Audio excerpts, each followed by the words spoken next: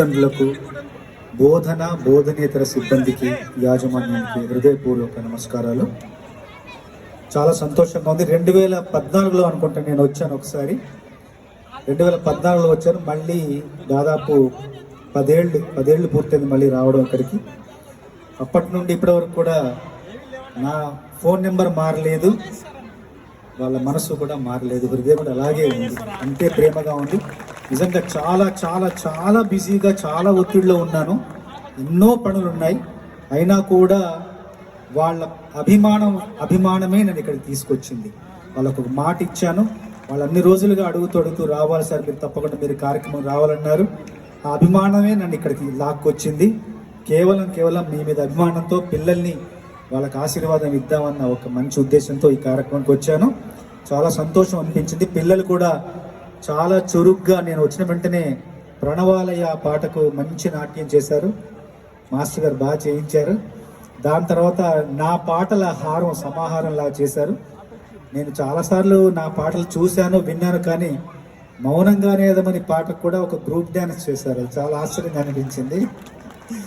తర్వాత మహాభారత్ కూడా చాలా అద్భుతంగా అనిపించింది. పిల్లలు చూస్తుంటే వాళ్ళు ఎంతో శ్రద్ధగా, ఏకాగ్రతతో, వాళ్ళు చాలా పద్ధతిగా ఇంత వేదిక మీద ఇంతమంది ముందు అలా నిర్భయంగా, నిర్భీతితో వాళ్ళు అలా నాట్య ప్రదర్శన చేయడం నాకు చాలా సంతోషాన్ని ఇచ్చింది. చూసే అవకాశం నాకు లభించిందని నేను అనుకుంటున్నాను. తర్వాత పద్మ మేడం ఎక్కడున్నారు? పద్మ గారు నా గురించి అసలు నా జీవిత చరిత్రే దాదాపు చెప్పేశారనమాట. ఆవిడ ప్రసంగం కాదు, జీవిత చరిత్ర చెప్పేశారు.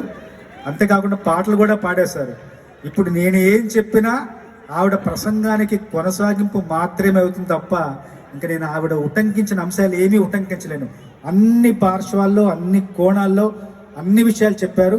పైగా కోరస్ కూడా ఆవిడకి, ఇక్కడ పైన పాడుతుంటే కింద కోరస్ కూడా వస్తుంది అనమాట. చాలా చాలా అంటే నా గురించి ఇంత అధ్యయనం చేశారు, నా గురించి ఇంత పరిశీలించారు, నా గురించి ఇన్ని ఏర్పాట్లు చేశారంటే అంతకంటే ఒక గొప్ప గౌరవం, గొప్ప ప్రశంస నాకేముంటుంది. చాలా ఆనందంగా ఉంది. నన్ను ఈరోజు ఇక్కడ ఈ వేదిక మీద నిలబెట్టింది తెలుగు మాట, తెలుగు పాట, తెలుగు భాష, అంతే. అది నిర్వివాదాంశం. తెలుగు మాటతో, తెలుగు పాటతో, తెలుగు భాషతో నేను ఈ స్థాయికి వచ్చాను, ఈ వేదిక మీద నిలబడ్డాను. తెలుగంటే గోదారి, తెలుగంటే గోంగూర, తెలుగంటే గొబ్బిళ్ళు, తెలుగంటే అరచేతి గోరింట, తెలుగంటే గుత్తొంకాయ్, తెలుగంటే కొత్తావకాయ్, తెలుగంటే పెరుగన్నం, తెలుగంటే ప్రేమ, జాలి, అభిమానం, తెలుగంటే వేమన్న, తెలుగంటే పోతన్న, తెలుగంటే భద్రాద్రి రామన్న, తెలుగంటే తిరుపతి వెంకన్న, తెలుగంటే మాగాణి, నట్టింట్లో సాంబ్రాణి, తెలుగంటే హైదరాబాదీ బిర్యానీ, తెలుగంటే పచ్చని ఆడపిల్ల ఓణి, తెలుగంటే యమకారం, తెలుగంటే మమకారం, తెలుగంటే సంస్కారం, తెలుగంటే కొంచెం ఎటకారం, తెలుగంటే తెగింపు, తెలుగంటే పట్టింపు, తెలుగంటే లాలింపు, తెలుగంటే చల్లని తల్లి నోటి పిలుపు. ఇవేనా తెలుగంటే? ఇప్పుడు తెలుగుకి కొత్తగా ఇంకొకటి తోడయింది, తెలుగంటే ఆస్కార్ కూడా. తెలుగంటే ఆస్కార్. 95 ఏళ్ల ఆస్కార్ చరిత్రలో సంపూర్ణ భారతీయ చిత్రానికి వచ్చిన మొట్టమొదటి ఆస్కార్ అవార్డు మనది, మన నాటు పాట కానీ. అంటే భారతీయులకి ఇంత ముందు వచ్చింది, కానీ భారతీయ చిత్రానికి రావడం ఇదే ప్రథమం. 95 ఏళ్ల ఆస్కార్ చరిత్రలో ఆ వేదిక మీద ఎన్నో పాటలు మోగాయి, ఎందరి మాటలు ధ్వనించాయి.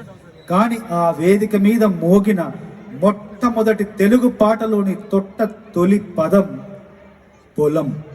అట్లాగే ఆ వేదిక మీద మోగిన మాటల్లో, ధ్వనించిన మాటల్లో మొట్టమొదటి తెలుగు పదం నమస్తే. నమస్తే అని నేను ఆ ఒక్క క్షణంలో నాకు నోటి నుండి వచ్చింది నమస్తే అనే పదం. పొలం అనేది మన జీవన విధానం, నమస్తే అనేది మన జీవన సంస్కారం. మన జీవన విధానాన్ని, మన జీవన సంస్కారాన్ని ఆ వేదిక నుండి, డాల్బీ థియేటర్లోని ఆస్కార్ వేదిక నుండి ప్రపంచానికి చాటి చెప్పే అవకాశం వచ్చిన తెలుగు కవిగా నేనెంతో అదృష్టవంతుణ్ణి. నా పూర్వజన్మ సుకృతం, నా తల్లిదండ్రుల ప్రేమ, నా గురువుల అభిమానం, మీ అందరి ఆదరణే దీనికి కారణమని మనస్ఫూర్తిగా తెలియజేస్తున్నాను.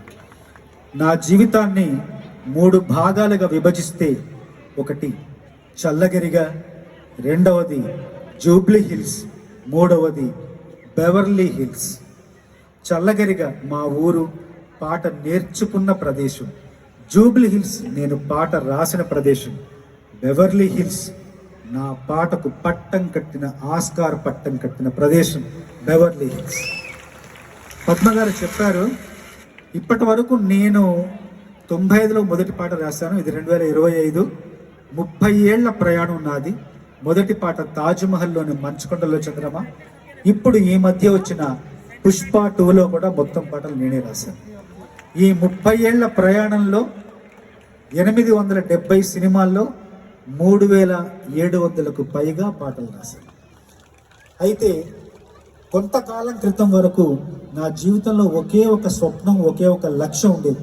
ఏంటంటే అది జాతీయ పురస్కారం. ఒక్కటైనా సరే జాతీయ పురస్కారం, నేషనల్ అవార్డు పొందాలని నా జీవిత లక్ష్యం, జీవన స్వప్నం. ప్రతి సంవత్సరం పాట రాసేవాడిని, పంపించేవాడిని. ఫలితం వచ్చేది కాదు, పురస్కారం నాకు దక్కేది కాదు. అయ్యో అని బాధపడేవాడిని, బెంగపడేవాడిని, కుంగిపోయేవాడిని. మళ్ళీ కొత్త శక్తి, కొత్త బలం పుంజుకొని మళ్ళీ మంచి పాట రాద్దామని మళ్ళీ రాసి మళ్ళీ ప్రయత్నించేవాడిని. ఇలా 15 సంవత్సరాలు వేచి చూశాను, నిరీక్షించాను. ఒక్క జాతీయ పురస్కారం కూడా నాకు అందలేదు. అయితే 2 నెలల వ్యవధిలో మొత్తం కథ మారింది. 2023 ఫిబ్రవరి, మార్చి ఈ 2 నెలల్లో ఒక్క జాతీయ పురస్కారం పొందాలి, అందుకోవాలని తప్పించిన నాకు ఈ 2 నెలల వ్యవధిలో 4 అంతర్జాతీయ పురస్కారాలు వరించాయి. అందులో మొదటిది గోల్డెన్ గ్లోబ్, రెండవది క్రిటిక్స్ చాయిస్, మూడవది హాలీవుడ్ క్రిటిక్స్ అసోసియేషన్, 4వది అత్యంత ప్రతిష్టాత్మకమైన ప్రపంచంలోని కళాకారులందరి స్వప్నమైన ఆస్కార్ పురస్కారం 4వది. 2 నెలల వ్యవధిలో 4 పురస్కారాలు లభించాయి. ఈ 4 పురస్కారాలు, 4 అంతర్జాతీయ పురస్కారాలు లభించిన తర్వాత మళ్ళీ నేను ఎప్పటి నుంచో కలగంటున్న జాతీయ పురస్కారం కూడా లభించింది. ఒక రకంగా చెప్పాలంటే అది రచ్చ గెలిచిన తర్వాతే ఇంత గెలిచానని అర్థం అన్నమాట.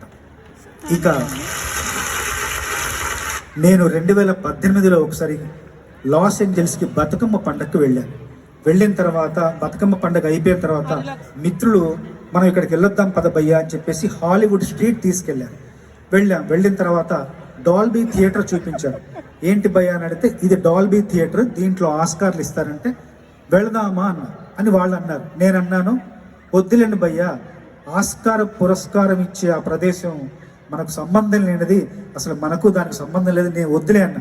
రండి భయ్యా అని చెప్పేసి తీసుకెళ్ళాను. చూద్దాం రా భయ్యా అని తీసుకెళ్ళిన తర్వాత లోపలికి వెళ్ళిన తర్వాత గేట్ మూసేశారు, మమ్మల్ని లోపలికి అనుమతించలేదు. 2018లో నేను చెప్పాను కదా భయ్యా, దీనికి మనకు సంబంధం లేదని, అనవసరంగా తీసుకొచ్చారు, చూసారా గేట్ మూసారు, మన లోపల పోనివ్వలేదని చెప్పేసి. అలా కొంచెం చిన్న నిరుత్సాహంతో బయటకు వచ్చాం. సరిగ్గా 5 సంవత్సరాల తర్వాత 2023లో అదే డాల్బీ థియేటర్కి ఎక్కడైతే గేట్ మూసేశారో అదే థియేటర్లోకి, అదే గేట్లోకి మాకు రెడ్ కార్పెట్ స్వాగతం పలుకుతూ నేను, కీరవాణి గారు, నా పక్కన మా అబ్బాయి కీరవాణి గారు, పక్కన కీరవాణి గారు సతీమణి శ్రీవల్లి గారు, అందరం అలా దర్జాగా టీవీగా ఆ రెడ్ కార్పెట్ మీద నడుచుకుంటూ మాకు కేటాయించిన సీట్లలో మేము కూర్చున్నాం. నామినీ సీట్లో కూర్చున్నాం. ఇంకా కార్యక్రమం ప్రారంభమైంది. అప్పటి వరకు ఏంటో ఒక చిన్న నమ్మకంతో, ఒక చిన్న ధైర్యంతో వెళ్ళాం. ఆస్కార్ వస్తుందేమో ఆ కార్యక్రమం వెళ్ళాం. కానీ కార్యక్రమం ప్రారంభమైన తర్వాత మన పాట పాడిన తర్వాత మరి ఇంగ్లీష్ సాంగ్ లేడీ గాగా పాడారు. లేడీ గాగా పాడిన తర్వాత రిహానా పాడారు. అందరూ గొప్పవాళ్లే, అందరూ లబ్ధ ప్రతిష్ఠులే. మన భాషలో చెప్పాలంటే అందరూ తోపులే, ఎవరూ తక్కువ లేరు. అయితే కొంచెం భయం, ఇంకా భయం మెల్లగా నాకు కొంచెం భయం, కంగారు, ఆందోళన ప్రారంభమైంది. మన పాటకు ఎంత బాగా అందరు చప్పట్లు కొట్టారు, వాళ్ళ పాటలకు ఇంకా నిలబడి చప్పట్లు కొట్టారు. మరి మనకు వస్తుందో రాదో అని నాకు మెల్లగా కంగారు ప్రారంభమై కీరవాణి గారు పక్కన కూర్చున్నారు. కీరవాణి గారు చెయ్యి మీద చెయ్యేసి నేను ఇద్దరం అలా నొక్కుతున్నాను. ఒక చిన్న భయం, ఒక చిన్న వణుకు, చిన్న చెమట. ఈలోపు మన విభాగం రానే వచ్చింది. ఆ అమ్మాయి వచ్చింది, 5 పాటలు ప్రదర్శించిన తర్వాత ఆ అమ్మాయి వేదిక మీదకి వచ్చి here the award goes to అంటూ ఎన్వలాప్లోంచి కవర్ తీసి ఆర్ ఆర్ ఆర్ అనేసరికి అక్కడ ఒక చరిత్ర లిఖించబడింది. ఆ క్షణంలో నా సీట్ నుంచి నా వేదిక మీదకి వెళ్ళడానికి 15 సెకండ్ల వ్యవధి. ఆ 15 సెకండ్ల పాటు ఆలోచన రహితం, భావరహితం, ఉద్వేగరహితం, ఒక మనిషిలాగా, ఒక యంత్రంలాగా నడుచుకుంటూ వెళ్ళాను. ఏం జరుగుతుందో తెలియదు. అలా వేదిక మీదకి వెళ్ళి ఆ ఆస్కార్ పురస్కారాన్ని ఇచ్చారు, పట్టుకున్నాను. అప్పటి వరకు చాలా పురస్కారాలు తీసుకున్న చెయ్యి ఇది. కొన్ని 40-50 పురస్కారాలు అందుకున్నాను. కానీ ఆ ఆస్కార్ పురస్కారం మాత్రం చాలా బరువుగా ఉంది. దాని బరువు 5 కేజీలు. కానీ ఆ క్షణం ఆ పురస్కారాన్ని పట్టుకున్న తర్వాత నాకు అనిపించింది దాని బరువు 5 కేజీలు మాత్రమే కాదు, 140 కోట్ల భారతీయుల కలల బరువు, 140 కోట్ల భారతీయుల గెలుపు బరువు, 140 కోట్ల భారతీయుల బరువుగా అనిపించింది అది పట్టుకోగానే. ఒక్కసారిగా అలా పట్టుకున్నాను. నేను అప్పుడు మీరు చూస్తే తెలుస్తుంది యూట్యూబ్లో, కొంచెం అది బరువు ఉంటుందో అలా దాన్ని ఒక డంబుల్ లాగా, అమ్మో ఇంత బరువు ఉంది అంటే ఒక చిన్న భావం కూడా వ్యక్తం చేశాను. పట్టుకున్నాను. 45 సెకండ్లు మాత్రమే మాట్లాడాలి ఆ వేదిక మీద. కీరవాణి గారు అన్నారు, నేను మాట్లాడతలేండి, ఇద్దరిలో ఒకరే మాట్లాడాలని, నేను మాట్లాడుతున్నారు. ఆయన మాట్లాడిన తర్వాత నాకెందుకో 45 సెకండ్లు పూర్తవ్వలేదేమో, ఒక చిన్న లోపల ఒక చిన్న వచ్చేసింది. 40 సెకండ్లు అవ్వలేదు, 1 సెకండ్ మిగిలిందేమో అని చెప్పేసి నేను గబుక్కున ఆ ఒక్క క్షణాన్ని తీసుకొని నమస్తే అనేసాను. అది లిఖించబడింది చరిత్రలో. నమస్తే అనే మాట లిఖించబడింది. అంటే మనల్ని మనం వ్యక్తపరచుకోవడానికి, మనల్ని మనం అభివ్యక్తీకరించుకోవడానికి, మనల్ని మనం ప్రదర్శించుకోవడానికి ఒక్క క్షణము చాలు. ఆ ఒక్క క్షణమే నమస్తే అని నా నోటి నుండి వెలువడిన క్షణం. అయితే ఈ ఆస్కార్ పురస్కారం కీరవాణి గారికి నాకు 2 వచ్చాయి, కానీ మా ఇద్దరికి వచ్చాయి, కానీ మాకు చెందింది కాదు, మా ఇద్దరికే చెందింది కాదు. ఈ పురస్కారం రాజమౌళి గారికి చెందింది. ఈ పురస్కారం అత్యద్భుతంగా నాట్య ప్రదర్శన చేసిన రామ్ చరణ్ గారిది, ఎన్టీఆర్ గారిది, వాళ్లకు వెనకాల నాట్య శిక్షణ ఇచ్చిన ప్రేమ్ రక్షిత్ మాస్టర్ గారిది, ఇదంతా కూడా అత్యద్భుతంగా చిత్రీకరించిన సెంథిల్ గారిది, పాటను అత్యద్భుతంగా ఆలపించిన కాలభైరవిది, రాహుల్ సిప్లి కంచిది. ఈ పాట చిత్రీకరణలో పాల్గొన్న ప్రతి ఒక్కరికి ఈ పురస్కారం చెందుతుంది. కానీ మాకు మాత్రం వాళ్ళ తరపున మేము స్వీకరించామని, వాళ్ళ తరపున ఈ పురస్కారాన్ని మేము అందుకున్నామని సవినీయంగా తెలియజేసుకుంటున్నాను. ఈ పాట మీకు తెలియదు, ఈ పాట రాజమౌళి గారు సందర్భం చెప్పిన తర్వాత ఈ పాట రాయడానికి నాకు పట్టిన సమయం 45 నిమిషాలు మాత్రమే. ఎందుకంటే ఇలా ఇద్దరు ఆడుతున్నారు, పల్లెటూరు నేపథ్యం నుంచి వస్తారు, ఇద్దరు ఒక సందర్భంలో ఒక చిన్న అవమానానికి గురవుతారు, వాళ్ళు పాడుతున్నారు, వాళ్ళు ఆడుతున్నారు అని చెప్పిన తర్వాత ఏం రాయాలని ఆలోచించి పల్లెటూరి వస్తువులే తీసుకొని రాస్తే బాగుంటుందని అనిపించి, నేను పల్లెటూరు నుంచే వచ్చిన వాడిని కాబట్టి ఆ పాట రాయడానికి నాకు ఎక్కువ ఊహాశక్తి అవసరం లేకపోయింది. నా గ్రామీణ వాతావరణంలోకి ఒక్కసారి దూకితే ఆ జ్ఞాపకాలు, ఆ అనుభూతులు, అనుభవాలన్నీ కూడా పోగు చేసుకుని క్రోడీకరించి 45 నిమిషాల్లో పాట పూర్తి చేశాను. తీసుకెళ్లి రాజమౌళి గారికి వినిపించాను, బాగుంది అన్నారు. కీరవాణి గారు పాట తీసుకున్నారు, కంపోజింగ్ ప్రారంభించారు. కానీ కంపోజింగ్ అంత తేలిక కావాలి. పాట మొత్తం పూర్తయి పాట చిత్రీకరణకు వెళ్ళడానికి మాకు పట్టిన సమయం సంవత్సరం మీద 7 నెలలు. 19 నెలలు నిరీక్షించాం, 19 నెలలు వేచి చూసాం, 19 నెలలు వాళ్ళు ఎప్పుడు పిలిస్తే అప్పుడు వెళ్ళి మార్పులు, చేర్పులు, కూర్పులు చేస్తూనే ఉన్నాను. ఒక రకంగా చెప్పాలంటే ఈ పాటలోని సాహిత్యానికి కాదు నాకు పురస్కారం వచ్చింది, ఈ పాట రాయడానికి నాలోని సహనానికి పురస్కారం వచ్చిందని మనస్ఫూర్తిగా భావిస్తూ, ఎన్ని మాటలు మాట్లాడినా, ఎన్ని విషయాలు చెప్పినా, పాట పాడితే ఆ జోష్, ఆ ఊపు వేరే ఉంటుంది. పొలం గట్టు దుమ్ములోన పోట్ల గిత్త దూకినట్టు, పొలేరమ్మ జాతరలో పోతరాజు ఊగినట్టు, పొలం గట్టు దుమ్ములోన పోట్ల గిత్త దూకినట్టు, పొలేరమ్మ జాతరలో పోతరాజు ఊగినట్టు, కిర్రు చెప్పులేసుకొని కర్ర సాము చేసినట్టు, మర్రి చెట్టు నీడలోన కుర్ర గుంపు గూడినట్టు, ఎర్ర జొన్న రొట్టెలోన మిరప తొక్కు కలిపినట్టు. చిన్నప్పుడు మేము ఎర్రజొన్న గడక తినేవాడిని. గడక ఎల్లిపాయ కారం తినేవాడిని. అందులో చిన్న నేపథ్యం, నలుగురం పిల్లలం, అమ్మ వ్యవసాయ పనులకు వెళ్ళేది. అవన్నీ కూడా అనుభవాలన్నీ కూడా పాటలోని ఎర్ర జొన్న రొట్టెలోన మిరప తొక్కు కలిపినట్టు నా పాట చూడు, నా పాట చూడు, నా పాట చూడు, నాటు నాటు నాటు నాటు నాటు నాటు వీర నాటు, నాటు నాటు నాటు నాటు నాటు నాటు ఊర నాటు, నాటు నాటు నాటు పచ్చి మిరపలాగా పిచ్చ నాటు, నాటు నాటు నాటు విచ్చు కత్తిలాగా వెర్రి నాటు, గుండెల దిరిపోయేలా దండనకర మోగినట్టు, చెవులు సిల్లు పడేలాగా కీసు పిట్ట కూసినట్టు, ఏలు సిటికలేసేలా ఎవ్వారం సాగినట్టు, ఏలు సిటికలేసేలా ఎవ్వారం సాగినట్టు, కాలు సింధు దొక్కేలా దుమ్మారం రేగినట్టు, ఒళ్ళు సమట పట్టేలా ఈ రంగం చేసినట్టు నా పాట చూడు, నా పాట చూడు, నా పాట చూడు, నాటు నాటు నాటు నాటు నాటు నా వీర నాటు, నాటు నాటు నాటు గడ్డపారలాగా చెట్ట నాటు, నాటు నాటు నాటు బుక్క పోతలాగా తిక్క నాటు.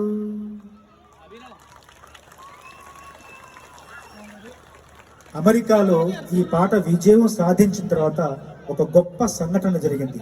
మా మిత్రుడు వెంకట్ అని చెప్పేసి ఆయన ఒక ఐటీ కంపెనీలో పనిచేస్తుంటారు. ఆయన ఒక ఇంట్లో ఉండి ఒక పుస్తకం రాశారు, సంకల్ప వృక్షం అనే పుస్తకం రాశారు. రాసిన తర్వాత ఆఫీస్కి వెళ్ళారు.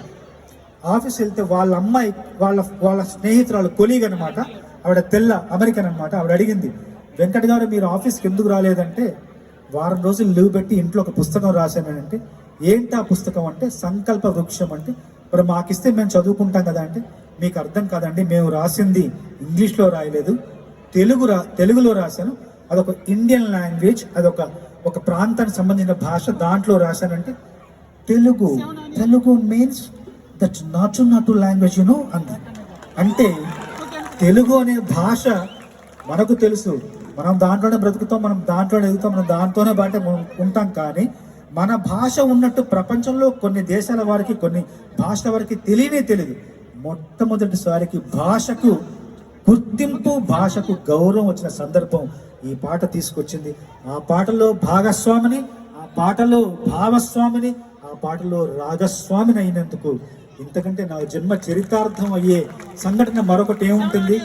ఈ సందర్భంగా అన్ని విషయాలు, అన్ని సంగతులు నాటు పాట గురించే కాకుండా మరొక్కసారి మీ అందరి కోసం మన టీచర్స్ మన ఎవరో అడిగారు, నాతో పాటు కూర్చున్న వాళ్ళు మన డైరెక్టర్స్లో అడిగారు, మీ జీవితంలో మీకు బాగా పేరు తెచ్చిన పాట, మీకు బాగా నచ్చిన పాట, ఇన్ని వేల పాటలు రాస్తారు కదా, మీకు బాగా నచ్చిన పాట ఏంటంటే ఒక్కసారి ఆలోచించుకొని, అన్ని పాటలు బాగా నచ్చుతాయి, అన్ని పాటలు నచ్చితేనే నేను రాస్తాను, కానీ ప్రజాదరణ పరంగా నాకు అత్యంత పేరు, అత్యంత గౌరవం తీసుకొచ్చిన పాట మాత్రం ఆటోగ్రాఫ్ స్వీట్ మెమరీస్ చిత్రంలోని మౌనంగా అనే పాటే. అదే నా పాట ప్రథమ స్థానంలో ఉంటుంది. నా పేరు చెబితే ఆ పాట గుర్తొస్తుంది, ఆ పాట గుర్తొస్తే నా పేరు చెబుతారు. అలా నా పాటకు నాకు ఒక అవినాభావ సంబంధం ఏర్పరిచిన పాట మౌనంగానే ఎదగమని పాట అని చెబుతూ, ఆ పాటలోని కొన్ని పంక్తులు విజయరత్న విద్యార్థుల కోసం, తల్లిదండ్రుల కోసం. చెమట నీరు చిందగా నుదుటి రాత మార్చుకో, మార్చలేనిదేదీ లేదని గమనించుకో, చేతి గీత మార్చగా పిడికిలే బిగించరా, మారిపోని కథలే లేవని గుర్తుంచుకో, తోచినట్టుగా అందరి రాతను బ్రహ్మే రాస్తాడు, నచ్చినట్టుగా నీ తల రాతని నువ్వే రాయాలి, నీ ధైర్యాన్ని దర్శించి దైవాలే తలదిల్చగా, నీ అడుగుల్లో గుడి కట్టి స్వర్గాలే తరియించగా, నీ సంకల్పానికి ఆ విధి సైతం చేతులెత్తాలి,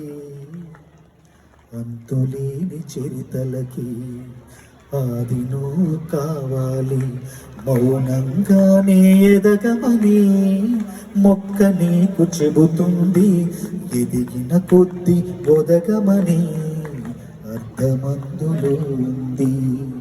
అపజయాలు కలిగిన చోటే గెలుపు పిలుపు వినిపిస్తుంది, ఆకులన్నీ రాలిన చోటే కొత్త చిగురు కనిపిస్తుంది. చాలా పాటలకు, నేను రాసిన పాటలకు పురస్కారాలు వచ్చాయి. ప్రభుత్వం కానీ ప్రైవేట్ సంస్థలు కానీ పురస్కారాలు ఇచ్చాయి. కానీ ఈ పాటకు ఏ సంస్థ ఏ ప్రభుత్వం ఎలాంటి పురస్కారాన్ని ఇవ్వలేదు. కానీ పురస్కారాలకు మించిన అరుదైన గౌరవం లభించిన సంఘటన ఒకటి జరిగింది. వనస్థలిపురంలో బ్లైండ్ స్కూల్ ఉంటుంది, అంధుల పాఠశాల. ఆ పాఠశాలను పిల్లలు పొద్దున్నే లేచి తమ దినచర్య ప్రారంభించడానికి ముందు ఈ పాటను తమ ప్రార్థనా గీతంగా ఆలపిస్తారు. పాట ప్రార్థనా గీతం కావడం రచయితకు అంతకంటే, రచయిత జీవితాన్ని అంతకంటే చరితార్థం చేసే సంఘటన ఏముంటుంది. ఈ పాట నాకు రాయడానికి అవకాశం వచ్చిన కీరవాణి గారికి, బెల్లంకొండ సురేష్ గారికి, గోపాల్ రెడ్డి గారికి ప్రతి సందర్భంలోనూ ప్రతి సభలోనూ వాళ్ళకి నా కృతజ్ఞతలు తెలియజేస్తూనే ఉంటాను. అట్లాగే విజయరత్న విద్యార్థుల కోసం ఇంకొక పాట పాడి నా ప్రసంగాన్ని ముగించబోతున్నాను.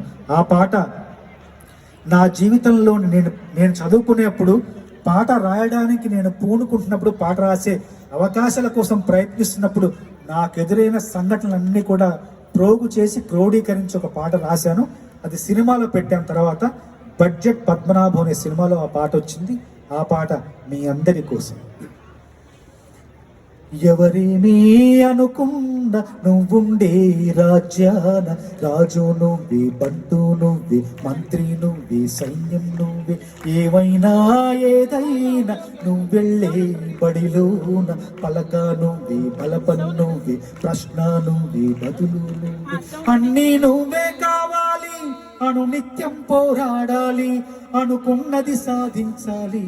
ఎవరేమీ అనుకున్న నువ్వుండే రాజ్యాన, రాజు నువ్వే, బంటు నువ్వే, మంత్రి నువ్వే, సైన్యం నువ్వే, బలము నువ్వే, బలగం నువ్వే, ఆట నీదే, గెలుపు నీదే, నారు నువ్వే, నీరు నువ్వే, కోత నీకే, పైరు నీకే, నింగిలోనా తెల్ల మేఘం నల్లబడితేనే జల్లులు కురిసేను, చెట్టు పైన పూలు మొత్తం రాలిపోతేనే పిందెలు కాసేను, ఒక ఉదయం ముందర చీకట్లు, విజయం ముందర ఇక్కట్లు, రావడం అన్నది మామూలు.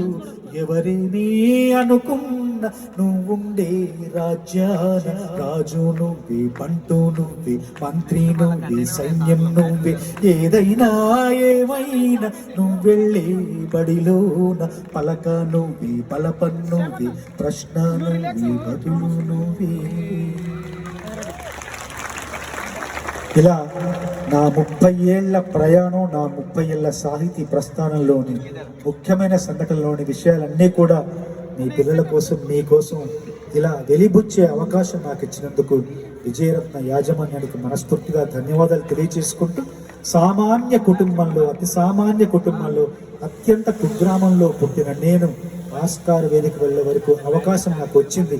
అలాగే మీరు కూడా ఎన్నో విజయ శిఖరాలు మీరు చేరుకోవాలని, మీరు విజయ శిఖరాలు అందుకోవాలని, ఆస్కార్లే కాదు నోబెల్ బహుమతి పొందే ప్రతిభను మీరు పెంపొందించుకొని మీ జీవితంలో అత్యున్నత స్థాయికి, అత్యున్నతమైన ఎత్తులకు ఎదగాలని మనస్ఫూర్తిగా ఆకాంక్షిస్తూ, చిన్నపిల్లలందరినీ కూడా ఆశీర్వదిస్తూ, మరొక్కసారి ఇక్కడ ప్రసంగించే అవకాశం నాకు కలిగించిన విజయరత్న యాజమాన్యానికి మనస్ఫూర్తిగా హృదయపూర్వక ధన్యవాదాలు తెలియజేసుకుంటూ ముగిస్తున్నాను. మీ అందరి ప్రేమతో మీ చంద్రబోస్.